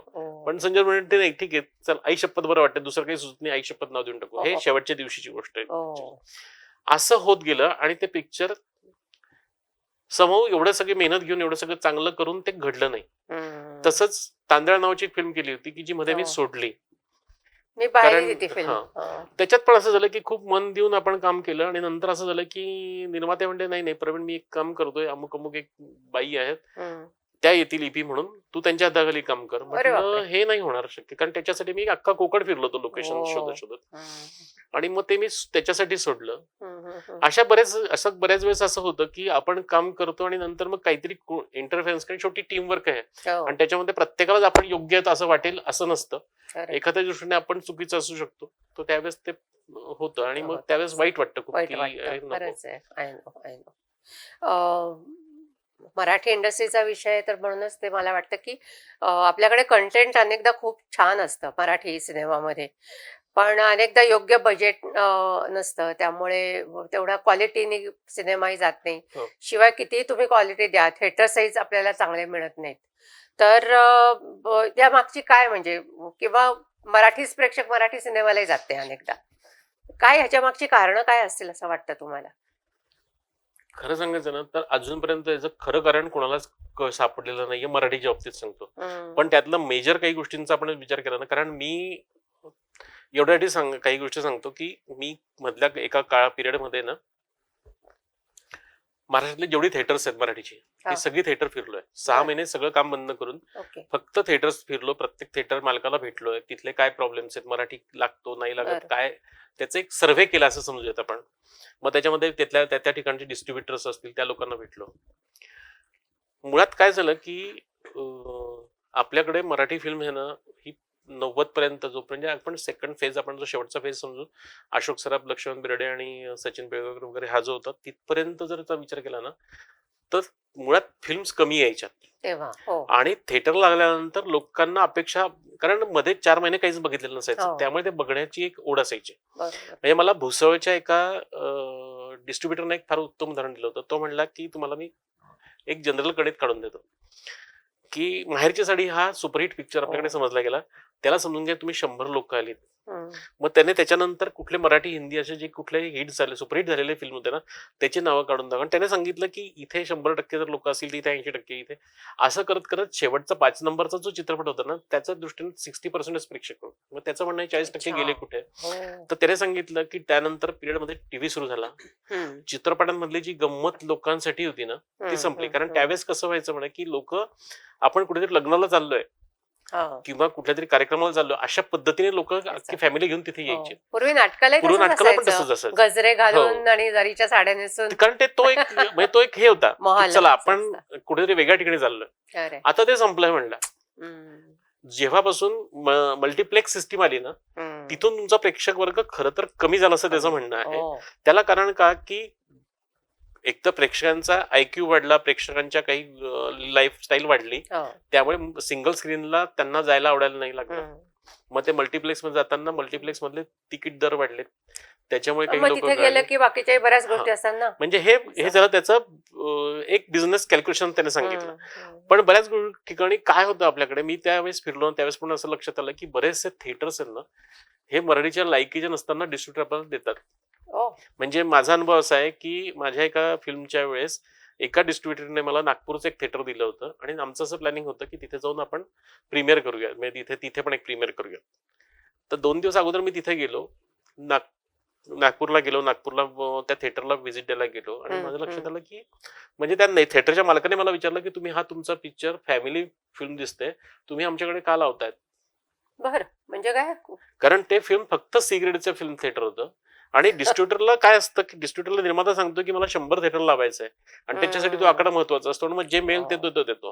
बरं. बरं काय होतं, चेन आपण समजूनच घेतलेली नाही अजूनपर्यंत, म्हणून आपल्याकडे काय झालंय अभ्यास कमी की पडतो. अभ्यास कमी पडतोय आणि आपल्याकडे काय होतं निर्माता म्हणून काम करताना आहे ना, म्हणजे जे सिंगल फिल्म निर्माते आहेत ना हो. त्यांच्या बाबतीत हा मॅक्झिमम प्रॉब्लेम येतो. पण तुम्ही जर बघितलं महेश मांजरेकरांच्या बाबतीत हा फार प्रॉब्लेम येत नाही, स्मिता तळवकरांच्या बाबतीत फार मोठा प्रॉब्लेम आला नाही की जे, किंवा झीचा प्रॉब्लेम येत नाही, कारण यांची आता मार्केटिंग आणि डिस्ट्रीब्युशनची एक चेन तयार झाली, त्यांना तिथले प्रॉब्लेम्स आणि लूप होल्स माहिती आहेत, माहिती आपल्याला ते माहित नसतं. हो, हो.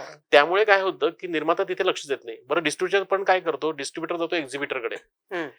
एक्झिबिटरकडे वेगवेगळ्या एक्झिबिटरकडे याच्याकडे 25 थिएटर त्याच्याकडे 50 थिएटर आहे, तो ती लिस्ट त्याला देतो आणि त्या सांगतो की हे देतो तुला मी. हो, हो. बरं परिस्थिती अशी असते की आपल्याकडे दर आठवड्याला एकाच वेळी 4-5 फिल्म हो ना. मिनिमम लागतात ते ऍक्च्युली ते प्रोड्युसर चुकीचं आहे. मध्ये एक म्हणजे ती एकवाक्यता नाहीये. वाक्यताच नाही आणि म्हणजे त्याच्यावरती त्यांनी कोणीच काम करत आपापसात नाही. ठरवायला पाहिजे की बुवा ह्या आठवड्यात एकच film नाहीच होत येईल ते. किंवा होत कारण नाही ते काय होतं की प्रत्येकाने ठरलं असतं मी या तारखेला लावेल हो, आणि तुमचं काय तुम्ही बघा. आणि प्रत्येक जणाला असं वाटतं माझी फिल्म भारी आहे, हम्म. बाकीच्या फिल्म काही होणार नाही, त्यामुळे मला माझं फिल्म बरं. चालणार, आणि सगळेजण त्याच्यामध्ये हो, खराब हे होतात. कारण शेवटी काय की जेवढे थिएटर्स आहेत ते तेवढेच आहेत, तेवढेच. त्याच्यात तुम्ही विभागले जाणार हो, आहात. खरंय. त्यातही असं आहे की मराठीचे जे प्रॉपर थिएटर ते खूप कमी राहिले. म्हणजे जेव्हा आपण असं म्हणतो ना की अगदी कुठलाही चित्रपट घ्या हम्म. की 200 स्क्रीनला मी फिल्म लावलेली आहे, 200 स्क्रीन लावल्यानंतर पुढच्या आठवड्यात किती स्क्रीन उरणार आहेत ना, हो हा महत्वाचा प्रश्न आहे. हो हो आणि बऱ्याच वेळेस असं होतं की 2000 स्क्रीनला लावल्यानंतर सेकंड वीकला तुम्ही फक्त 100 स्क्रीनवरती येतात. खरं हा मेजर फ्लॉ आहे. पण कलेक्शन असेल Collection तर ते तरी काय करणार आणि काय होतं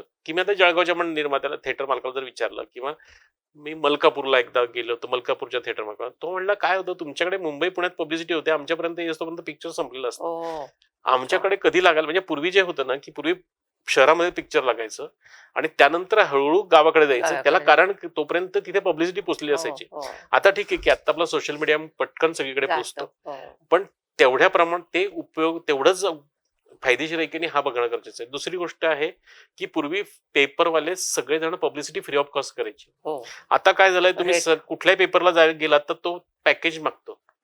प्रत्येक ठिकाणी निर्माता नाही देऊ खूप शकत रेट package. वाढले त्याने, खूप रेट आहे. आणि मग तो म्हणतो की पब्लिसिटी देऊन देऊन काय करणार. मग माझं म्हणणं आहे की तुम्ही PR घेतात, त्याला पैसे आपण का द्यायचे. प्रेस बरोबर. कॉन्फरन्स करून काहीच फायदा होत नाही. काही होत नाही, खरंच आहे. त्याच्यासाठी म्हणजे मुळात आपला प्रॉब्लेम जो नाही इंडस्ट्रीचा, त्याच्यासाठी असं आहे की ही सगळी चेन निर्मात्याने समजून घेणं, मार्केटिंग समजून घेणं. हम्म. माझ्या दृष्टीने फिल्म करणं ही खूप सोपी गोष्ट आहे. हो त्याचं चालवायची मार्केटिंग, कशी चालवण्याची माहिती टॅक्ट आणि पाहिजे. हे सगळ्या गोष्टी माहिती नाही, पाहिजे. इव्हन आपल्याकडे डिस्ट्रीब्युटर सुद्धा म्हणजे नाही आहेत तेवढे नाहीच चांगले, त्या कॅलिबरचे नाही आहेत. पैसे खाणारेच जास्त आहेत खरं तर. काय त्याला म्हणजे आम्ही असं म्हणतो की दरोडेखोर शोधायचा की चोर शोधायचा, अशी परिस्थिती आता मार्केटमध्ये आहे खरं अर्थ सांगायचं. मी आता नाव नाही घेणार, पण माझा जो सिनेमा रिलीज झाला होता असं कधी कधी, तर तो इचलकरंजीला आम्ही, म्हणजे तिकडे सातारा, सांगली, कोल्हापूर, मिरज, इचलकरंजी त्या पट्ट्यात लावला होता. तर इचलकरंजीला त्याला डिस्ट्रीब्युटरला, आता मुंबईचाच आहे तो, त्याला माहित नव्हतं की मी जाईन तिकडे. माझी मैत्रीण असते इचलकरंजीला, तर मी तिला सांगितलं, म्हणलं ह्या दिवशी येतोय बरं का सिनेमा, तुम्ही नक्की बघा वगैरे. तर तिचा मला संध्याकाळी फोन, अगं तुझा सिनेमा नाहीच आहे इथे आणि होर्डिंग पण नाही, काहीच नाहीये. मग मी माझ्या त्या डिस्ट्रीब्युटरला फोन केला, म्हणलं अहो काय झालं इचलकरंजीला, फिल्मच लावलेली नाहीये. अरे असं झालं का, थांबा मी विचारतो त्याला, असं म्हणून त्यांनी फोन ठेवून दिला बरं का. पुढे काहीच झालं नाही. मी दुसऱ्या दिवशी गाडी काढली आणि गेले इचलकरंजीला. तर त्याला कळलेलं होतं की मी तिथे जाणार आहे. त्यांनी आधीच त्या सिनेमाच्या मालकाला सांगून ठेवलेलं होतं. तो जो तिथनं गायब झाला होता, सिनेमा नाही, काही नाही, काही नाही, होर्डिंग नाही, नथिंग. पण ते त्यावेळेला काहीतरी 10-12 हजार घ्यायचे एका आठवड्याचे, ते माझ्याकडनं घेतले त्यांनी, पण सिनेमाच नाही लागला. म्हणजे अशी फसवाफसवी पण खूप होते. हे तर मी अनुभव खूप घेतले. म्हणजे तुम्हाला आता अशीच तुम्ही म्हणतायत ना, अशी उदाहरणं सांगतो की काय म्हणजे प्रोड्युसर कुठे खरं तर हे होतो, प्रॉब्लेम मध्ये येतो. म्हणजे एक एक्सपिरियन्स माझा असा होता की एक फिल्म आम्ही गेली होती. शिक्रापूरचे माझे प्रोड्युसर होते आणि ते म्हणले की लोणी माझ्या जवळचं गाव आहे आणि तिथे माझ्या माहितीतले लोक खूप आहेत, तुम्ही लोणीला फिल्म पाहिजे. डिस्ट्रीब्युटरने पण सांगितलं की लोणीला काही घडणार नाही, तुम्ही नका लावू. ते म्हणजे नाही, मला तिथे एक आठवडा काय असं ना, एक शो पाहिजे. अच्छा. मला वाटतं ते राहुल अक्षर म्हणून एक प्रोड्युसर एक्झिबिटर होतं, त्यांच्याकडे ते थिएटर होतं आणि ते आम्ही दिलं. मराठी सिनेमा होता? मराठी सिनेमा. आणि एक दिवस प्रोड्युसर गाडी काढून स्वतःच फिल्म आहे, आपण बघू काय आहे तिथे म्हणून बघायला गेला.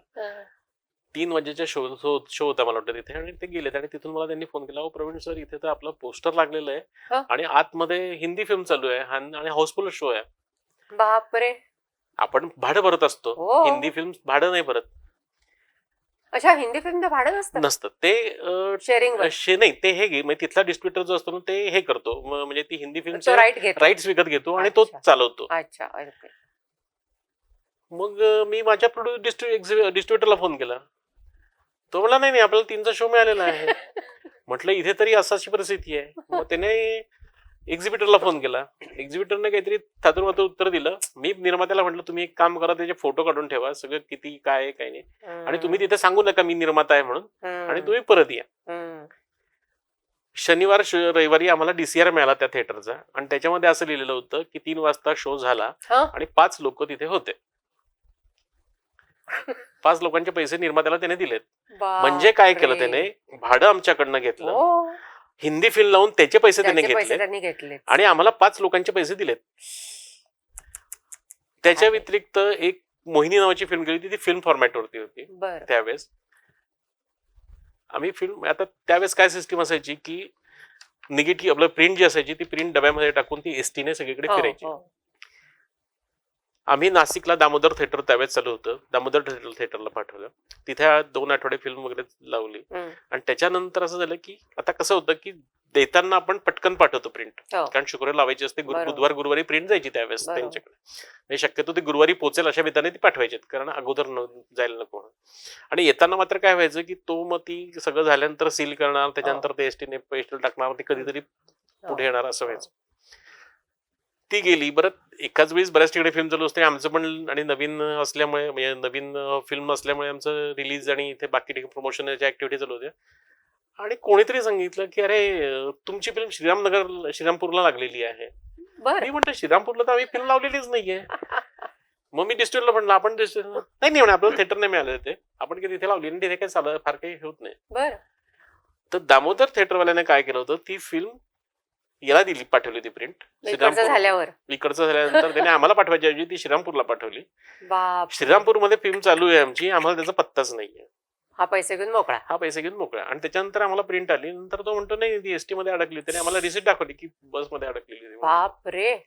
म्हणजे इतक्या लेव्हलला त्या सगळ्या हो ना. आता काय झालं, आता डिजिटाईज झाल्यामुळे आणि बऱ्याच गोष्टी झाल्यामुळे हे प्रकार कमी झालेत. हो. पण आता UFO आल्यामुळे ते अजूनही वेळ तर गेलीच. म्हणजे काय होतं की निर्मात्याने आलेल्या म्हणजे डिस्ट्रीब्युशन करत, म्हणजे ज्यावेळेस आपण रिलीज करतो त्यावेळेस 10% हे अशा पद्धतीने जाणार आहे गृहीत धरायला पाहिजे. चालावं लागतं अनेक ठिकाणी. नाहीतर मग तुम्ही चौकस पाहिजे किंवा तुम्ही तेवढे तुम्ही तर मुकद्दर का सिकंदरचा पण काहीतरी हो. बरं बोल.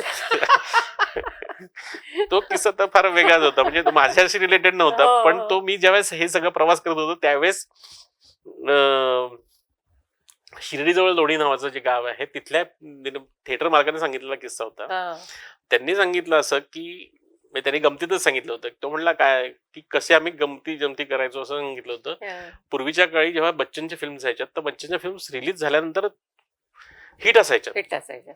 आणि त्या पिरियडमध्ये मुकद्दर का सिकंदर ही फिल्म जेव्हा आली म्हणला तर त्यावेळेस सिस्टीम असायची की एक्झिबिटरकडे हे जे थिएटर मालक आहेत त्यांचा माणूस जायचा हा. प्रिंट घ्यायला. अच्छा. आणि ते काय करायचे की पहिल्यांदा सिटी मधल्या ज्या असं म्हणजे जवळच्या ज्या सिटी असायच्या मुंबई पुण्याच्या त्यांना गुरुवारी फिल्म पाठवायचे, आणि जे लांब गावाचे असायचे त्यांना ते 2 दिवस अगोदर, कारण त्यावेळेस अच्छा. ट्रॅव्हलिंग पिरियड आणि हा पकडला जायचा. तर याच्या हातामध्ये हा एकदा जाणार होता मुंबईला. त्यावेळेस मग तिथल्याच गावातल्या 2-3 म्हणले की अरे आमचे जातोय तर आमची पण प्रिंट घेऊन ये. आता त्यावेळेस काय व्हायचं की ते शहरांमध्ये पहिल्यांदा फिल्म लागायच्या, गावाकडे लागायच्या नाही. तर लोणी आता छोटं गाव होतं आणि मोठ्या शहरातला जो थिएटर मालक होता त्याने याला सांगितलं होतं की माझी पण प्रिंट घेऊन ये. तर हा गेला. त्यावेळेस त्या थिएटरमध्ये मुकद्दर का सिकंदर लागणार होता. ती प्रिंट घेऊन आला आणि त्याने त्याला काही सांगितलं नाही थिएटर मालकाला की मी आलोय किंवा प्रिंट आणलेली म्हणून.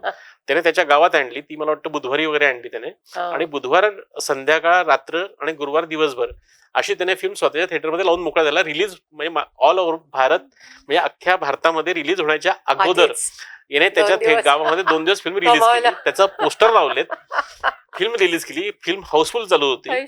आणि त्याच्या नशिबाने म्हणा किंवा त्याच्या दुर्दैवाने म्हणा त्या चित्रपटाचे जे निर्माते होते त्यांनी असं ठरवलं की चलो शिर्डी जाके आते हैं. अच्छा. गुरुवारी त्यांनी असं ठरवलं की आज गुरुवार पण आहे, उद्या आपली फिल्म रिलीज होते, तर आज शिर्डीला जाऊन आपण हे करून येऊ. आणि ते जेव्हा बरं त्यावेळेस कार शिवाय पर्याय नाही. मुंबईहून कारने येताना त्यांनी लोणीमध्ये लागलं त्यांना गाव, आणि त्यांनी बघितलं की आपल्या पिक्चरचे सगळे पोस्टर इथे कसे काय लागलेत. तो त्याला त्याच्या तिथल्या माणसाला, मॅनेजरला विचारतोय. तो म्हणला नाही सर कैसे होगा, अपना तो सिटी में है. तो म्हणला इथे लागलाय. मग त्यांनी ते कुठल्या थिएटरला ते शोधलं, त्या थिएटरला गेलेत. त्या दुपारी काहीतरी 12 ते 3चा शो चालू होता आणि त्यांनी त्या थिएटरमध्ये गेले तर थिएटर हाऊसफुल, लोक एन्जॉय करतायत. ते म्हणले खरं तर आम्हाला आनंद वाटला पाहिजे निर्माते म्हणून की आपली फिल्म लागली आणि हाऊसफुल गावात चालली. पण मग त्यांचं बिझनेस प्रॉब्लेम होता. त्यामुळे त्यांनी विचार केला की काय, मग ते पोलीस स्टेशनला गेलेत. पोलीस स्टेशनला त्यांनी कंप्लेंट केली की करायला गेलेत की इथे आमची फिल्म दिली नसताना इथे लागली कशी काय. तर तिथे पोलीस हवालदार होता, इन्स्पेक्टर बाहेर गेलेला होता. तो म्हणला इन्स्पेक्टर सर गेले जेवायला, ते येतील 3-4 वाजता, आता काय होणार नाही, मी काय तुमची कंप्लेंट घेऊ शकणार. ते आले की तुम्ही या. मग ते गप्पा पण मध्ये कळलं की हे निर्माते आहेत वगैरे. तर म्हणलं तुम्ही एक काम करा, शिर्डीला चाललेत ना, मग शिर्डीला जाऊन या तुम्ही, आले की आपण कंप्लेंट करू. हे पण म्हणले काय 1 तासाचा प्रवास आहे, करू येऊ आणि नंतर काय कंप्लेंट करू, आपण बघितलेलं तर आहे सगळं. त्याच्यानंतर त्या पोलिसांनी इन्स्पेक्टरला फोन केला, इन्स्पेक्टरने या मॅनेजरला फोन थिएटर मालकाला फोन केला, थिएटर मालकाने तो शो बंद केला. बापरे. लोकांनी त्याच्या इथले 25-30 खुर्च्या तोडल्यात, काही बाकडे तोडलेत रागामध्ये, पण त्याने तो शो बंद केला. बाहेर अख्ख्या गावामध्ये लावलेली सगळी पब्लिसिटी गायब केली आणि ते आले त्यावेळेस एकही पोस्टर तिथे नव्हतं. थिएटरमध्ये शुकशुकाट होता आणि संध्याकाळी दुसऱ्याच कुठेतरी भलत्या ते पिक्चरचं थिएटर पोस्टर लागलेलं होतं. कंप्लेंट काय करणार? इन्स्पेक्टर म्हणला की तिथं काही नाही, तुम्ही म्हणतात तसं काहीच नाहीये.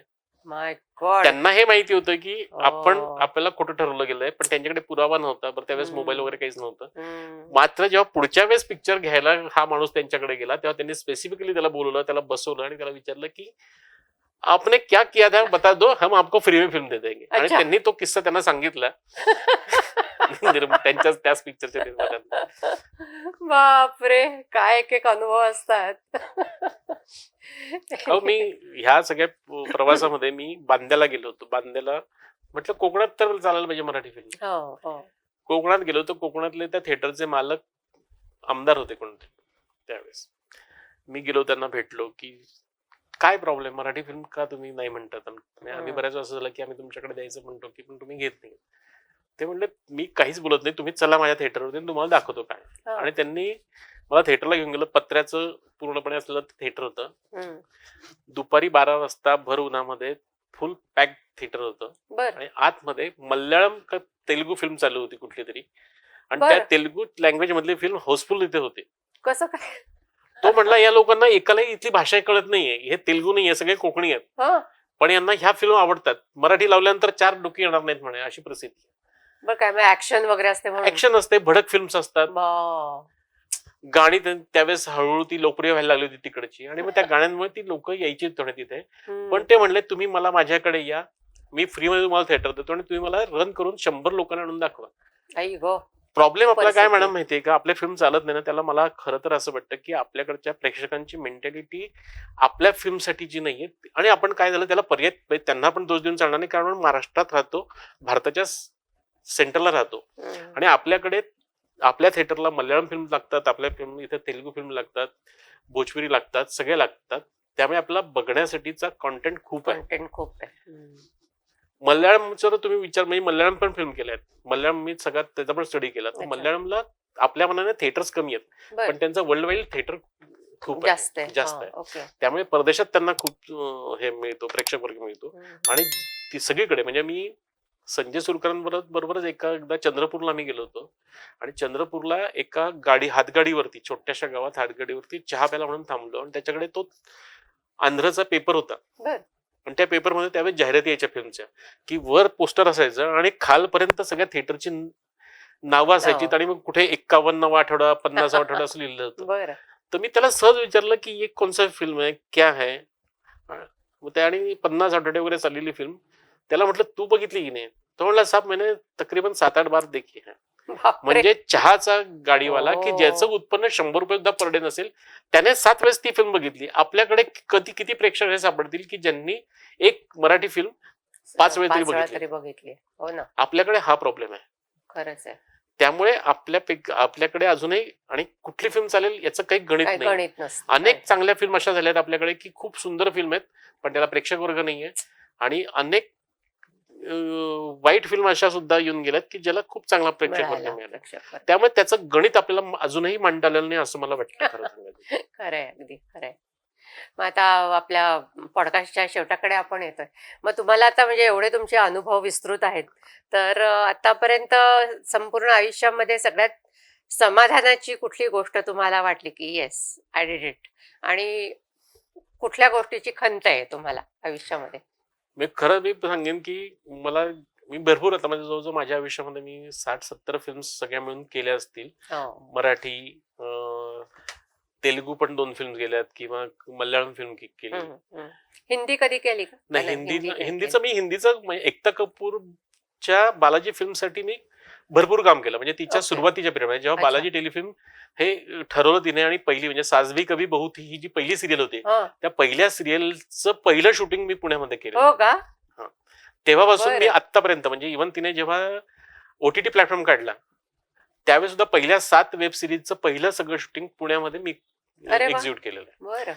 कदाचित तिचा बहुतेक असा हे होता की पुण्यात शूटिंग सुरू केलं की मग ते सगळं चालतं चालतं. जोरात.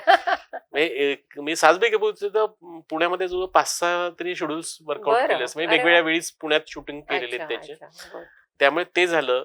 हिंदीमध्ये मी एक टेलिफिल्म केली होती हम्म. पतंग नावाची, अच्छा. जी आम्ही आणि नैनितालला एक हे सिरियल एका चॅनलसाठी केली होती. अच्छा. समोती नाही झाली सँक्शन, पण त्याच्यामध्ये पण खूप चांगली चांगली लोकांबरोबर मला त्यावेळेस काम करायला मिळालं. कारण आम्ही 10 दिवस शूट आणि आत्ताचा जो आघाडीचा दिग्दर्शक आणि कॅमेरामन आहे महेश लिमये, हो हो पहिल्यांदाच तो हो. तिथे कॅमेरामन म्हणून काम करणार होता म्हणजे सिरियलसाठी म्हणून.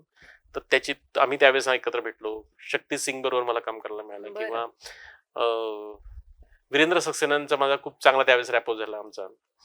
तर ते असे काही केलेत. किंवा इव्हन तेलुगू सुद्धा करताना मी मेन सगळं म्हणजे एक्झिक्युशन नाही केलं, लाईन प्रोड्युसर म्हणून काम केलं. तर तेव्हा पण कसं होतं की अंजली मेननच्या 2 फिल्म होत्या. एक खूप सुपरहिट इकडची जी फिल्म आहे बँगलोज डेज म्हणून. हा.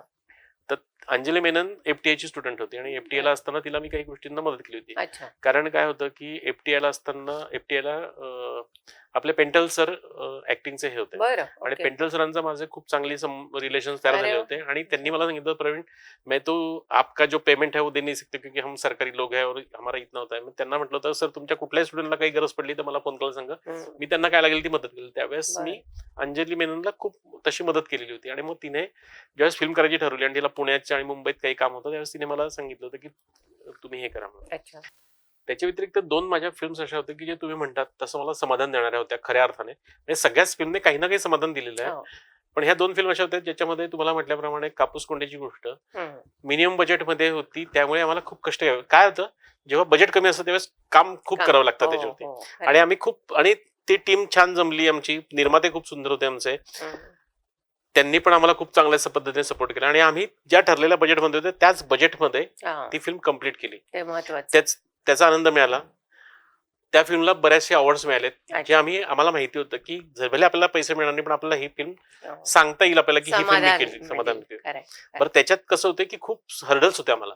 एकतर ती फिल्म आम्ही पुसदमध्ये शूट केली मे महिन्यामध्ये. हो. विदर्भाचं ऊन म्हणजे त्यावेळेस 48-49 टेम्परेचर असताना आणि बापरे. अशा शेतामध्ये सगळं शूटिंग होतं आमचं की पहिला सीझन जो होता तो मे महिन्यातला. हो. संपूर्ण बंजर जमीन आहे तिथे एकही म्हणजे असंही व्हायचं आमचं की जेवायला बसताना सुद्धा सावली नसायची, इतकं ऊन म्हणजे हे होतं. बापरे. कारण लोकेशन असं शोधलं होतं की जिथे कुठे झाड नाहीये, काही हा. नाहीये, असंच लोकेशन. रिक्वायरमेंट ती होती. रिक्वायरमेंट ती होती आणि तिथे एक झोपडी बांधलेली होती. हम्म. बरं, 4 ज्या हिरोईन माझ्या काम करायच्या, 4 बहिणी ज्या दाखवल्या होत्या त्या दिवसभर अनवडे त्या शेतात काम करताना दाखवायच्या असायच्या. आई गं. त्यामुळे त्यांना संध्याकाळी घेऊन जावं लागायचं. पॅकअप झालं की त्यांना पहिल्यांदा हॉस्पिटलमध्ये घेऊन जावं लागायचं इंजेक्शन बापरे. सलाईन देण्यासाठी, कारण त्यांची पूर्ण डिहायड्रेट झालेली असायची बॉडी. माय गॉड. असे अनेक हर्डल्स होते वेगवेगळे सीझन. आणि निर्मात्यांची अशी इच्छा होती की त्या सीझन मध्ये शूट करायचं. म्हणजे आम्ही हो. कापसाचं पीक लावताना पण शूट केलंय, अच्छा. लावण्याच्या अगोदर पण शूट केलंय, ते पीक आल्यानंतर पण शूट केलं आणि कापूस तोडणीचं पण शूट केलं. त्या सीझन मध्ये शूट त्या केलं. सीझन मध्ये. बरं. त्यामुळे ती हर्डल्स खूप होती हो. आणि रिस्क खूप होती त्याच्यामध्ये. हम्म. त्यामुळे ते काम केल्यानंतर आनंद वाटला. हम्म. आणि दुसरी फिल्म ऑब्विस आम्ही गोव्यामध्ये काही कोकणी भाषेसाठी पण काम केलं, काही हम्म. फिल्म्स हम्म. केल्यात. हम्म. त्याच्यातली एक शेवटची जी आता मी 5 वर्षांपूर्वी फिल्म केली होती काजरो नावाची. बरं. काजरो फिल्म अशी होती की ती 1 शॉट 1 सीन फिल्म आहे पूर्णपणे. 2 हो का? तासाची. 1 अरे तास 55 मिनिटांची रेड वरती शूट केलेली अनकट फिल्म आहे. अरे वा. म्हणजे स्टार्ट टू एंड. बरं. आणि एक प्रयोग म्हणून आम्ही ठरवलं की चला आता 4 महिने आम्ही गोव्यात गेलो, जाऊन राहिलो आणि ठरवलं की करायचं काहीतरी. मग कथा शोधली, लोकेशन शोधलं. मग त्या कथेनुरूप लोकेशन कसं फिरता येईल, काय फिरता येईल. बरं, त्या फिल्ममध्ये जवळजवळ 60 ते 65 कलाकार आहेत. बापरे. अनेक म्हणजे एका लोकेशनवरती शूट नाही, ती अख्ख्या गावामध्ये शूट आहे. अच्छा. मग त्या गाव असं पाहिजे की जिथे जनावर येणार नाही, गाड्या येणार नाही. असं आम्ही जो महिना 2 महिना रोज सकाळी उठायचो, त्या गावात जायचो, त्याचा एक प्रवास बघायचो. लेखक हम्म. बरोबर असायचा. हम्म. त्या प्रवासात लेखकाने ती स्टोरी म्हणजे पूर्ण कथा पटकथा तयार केली ओके. आणि त्यानंतर ती फिल्म कम्प्लीट झाली. अच्छा. आम्ही ती मिनिमम फिल्म बजेटमध्ये मिनिमम याच्यामध्ये एक फिल्म कोकणी फिल्म आम्ही शूट केली ती काजरो नावाची. हम्म. आणि त्या फिल्मला आम्हाला नॅशनल अवॉर्ड मिळाला. अरे वा. मस्त. आणि तो एक हे पॉईंट होता समाधान की मिळालं की ते. चला आपण एक योग्य काम केलेलं आहे म्हणून. Good good. आणि खंत कुठल्या गोष्टीची आहे का खरं सांगायचं खंत आयुष्यामध्ये? नाहीये. म्हणजे मला कधीच असं रिग्रेट वाटलं नाही की अरे आपण हे सोडलं, ते वाईट केलं. हा. किंवा म्हणजे अजूनही मला असं वाटत म्हणजे कधीच चुकीचं वाटलं नाही की आपण रामोजीला नाही म्हणून सांगितलं ना, त्याच्याने आपलं खूप नुकसान झालं असे वाटलं असंही नाही. नाही कारण वाटलं. त्यानंतर मला सलग कामं मिळत गेली मिळत गेली कामं. आणि चांगली लोक मिळत गेली, चांगले मित्र मिळत गेली, चांगल्या निर्माते मिळत गेले, चांगले प्रोड्युसर मिळत गेले आणि मी कदाचित खूप काम केलं नसेल किंवा खूप पैसा मिळाला नसेल, पण मी कामाच्या बाबतीत समाधानी की हा समाधान आणि नाव मिळतं ना तेवढं, नक्कीच रेकग्निशन आहे. रेकग्निशन होतं. आणि ईपी म्हणल्यानंतर लोकांच्या डोळ्यासमोर पहिले हो. प्रवीण वानखेडे उभे राहतात. छान छान, खूप छान वाटलं तुमच्याशी गप्पा मारून आणि खूप म्हणजे सिनेमासृष्टीबद्दलही आपल्या छान गप्पा झाल्या आणि मला खात्री आहे आपल्या प्रेक्षकांना पॉडकास्ट हा नक्की आवडलेला असेल. तुमच्या सर्व पुढच्या प्रोजेक्ट्सना रसिका मोहिनीकडून खूप खूप शुभेच्छा आणि आज तुम्ही वेळात वेळ काढून इथे आलात त्याकरता मनापासून धन्यवाद. थँक्यू. रसिका हो, तुम्हाला हा पॉडकास्ट कसा वाटला हे आम्हाला नक्की कॉमेंटमधून सांगा तुम्ही. या व्हिडिओच्या खाली हाईप HYPE बटन असेल ते कृपया प्रेस करा आणि या व्हिडिओला पॉइंट्स द्या. त्यामुळे यूट्यूब अल्गोरिदमनुसार यूट्यूब हा व्हिडिओ जास्तीत जास्त लोकांपर्यंत पोहोचवतो. आपल्या रसिका मोहिनी चॅनलही नक्की सबस्क्राईब करा. आम्हाला फेसबुकला आणि इन्स्टाला सुद्धा प्लीज फॉलो करा. चला तर मग भेटूया पुढच्या पॉडकास्टमध्ये. तोपर्यंत मस्त राहा, मजेत राहा, आनंदात राहा. धन्यवाद. रसिक मोहिनी.